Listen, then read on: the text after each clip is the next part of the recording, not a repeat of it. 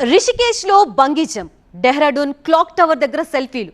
మరి ముస్సోరీ కొండల్లోకి అడుగు పెట్టగానే ఆ జంట కథ ఎందుకు అడ్డం తిరిగింది? అర్ధరాత్రి వరకు హ్యాపీగా సాగిన టూర్ తెల్లారేసరికి డెత్ మిస్టరీగా ఎలా మారింది? టెకీ రాధా గాయత్రి మృతి కేసు రోజుకో మలుపు తిరుగుతోంది. అసలు ఆమె ఎలా చనిపోయింది? భర్త వర్షన్లో నిజమెంత? ఆ హోటల్ గదిలో దాగున్న రహస్యం ఏంటి? రూమ్లోకి రాని ఆ రెడ్ వైన్ కథేంటి? అనుమానాలు, ఆడియో క్లిప్లు, విచారణ అధికారుల మార్పులతో సంచలనంగా మారిన రాధా గాయత్రి డెత్ మిస్టరీలో మైండ్ బ్లోయింగ్ ట్విస్ట్లు ఇప్పుడు తెరపైకి వస్తున్నాయి.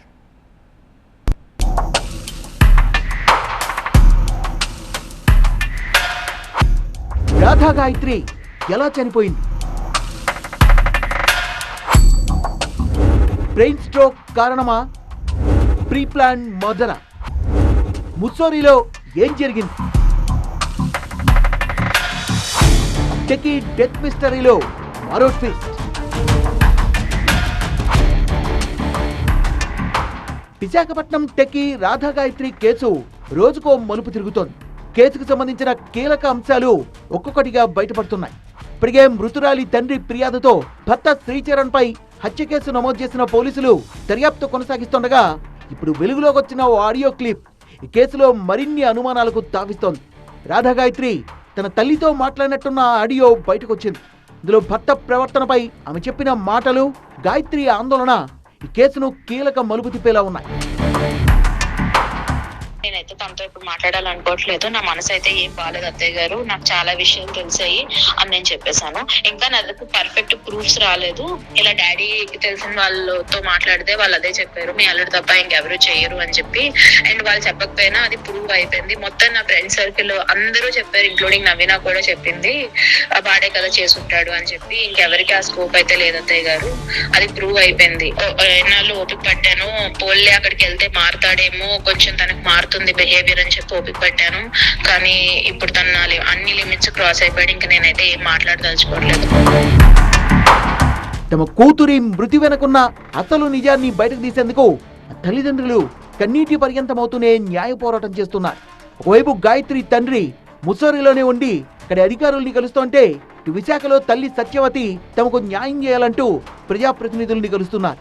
పల్లా శ్రీనివాస్ను కలిసిన గాయత్రి తల్లి సత్యవతి తన కూతురు మరణానికి కారణమైన దోషుల్ని శిక్షించాలని, తమకు న్యాయం చేయాలని కోరారు. ఆ అబ్బాయి చెప్పింది అయితే మాత్రం అన్ని అబద్ధం. అది మా అమ్మాయిని చాలా బాధ పెట్టాడు. ఆ రాత్రి ఏం చేశాడు అన్నది అది తెలియాలి. తనే చంపేశాడు అనేసి నేను నమ్ముతున్నాను.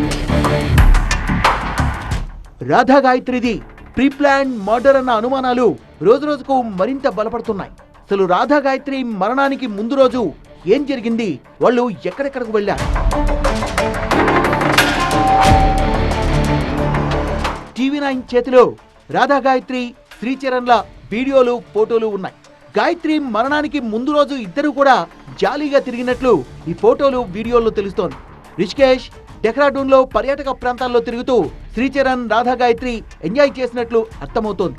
ఇద్దరు కలిసి బంగీ జంప్ సహా వివిధ రకాల స్పోర్ట్స్, అడ్వెంచర్ యాక్టివిటీస్ లో పాల్గొన్నారు.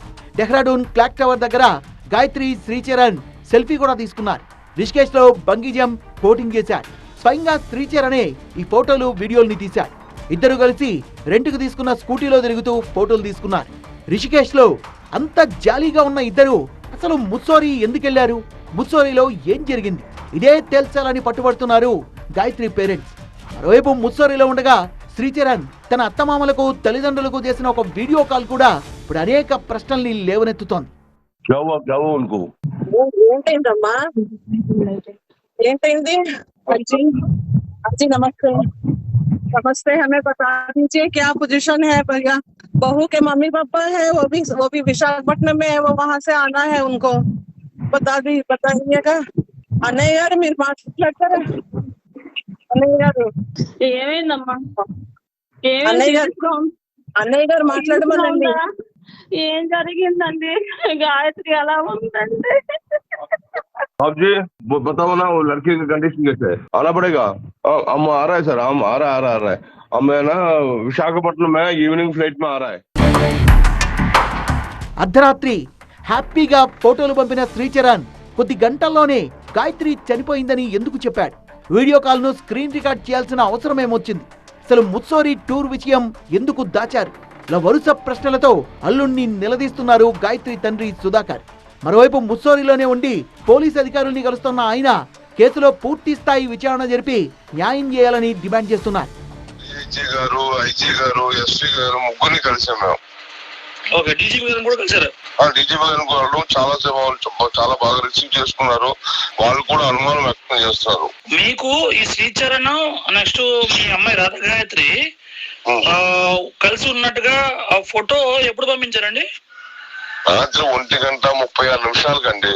అప్పటి వరకు మీకు తెలుసా ముసూరులో ఉన్నట్టుగా? నాకు తెలియదండి. వాళ్ళు మసూరి ప్రోగ్రామే నాకు తెలియదు. ఎక్కడికి వెళ్తారని చెప్పారు మీతోని? వాళ్ళు ఋషికేశ్, హరిద్వార్ అని చూసుకుని వచ్చేస్తామని చెప్పి మాకు అదే ఇన్ఫర్మేషన్. బట్ అది కాకుండా వాళ్ళు నలుగురు వెళ్తాం, ఫ్యామిలీ వెళ్తామని, వాళ్ళ మదరు ఫాదర్ని తీసుకెళ్తామని కూడా ముందు నుంచి ప్రోగ్రామ్ అండి. దాని గురించి మేము కొంచెం ధైర్యంగా ఉన్నాం. గాయత్రి అనుమానాస్పద మృతిపై ఆమె భర్త శ్రీచరణ్ వెర్షన్ మరోలా ఉంది. ముస్సోరిలో ఆ రాత్రి తామిద్దరం రెడ్ వైన్ తీసుకున్నామని, తెల్లారి లేచేసరికి గాయత్రి అచేతనంగా పడుండడం చూశానంటున్నాడు. గాయత్రి మృతి బ్రెయిన్ స్ట్రోక్ వల్ల జరిగి ఉండొచ్చని డాక్టర్లు చెప్పారన్నారు.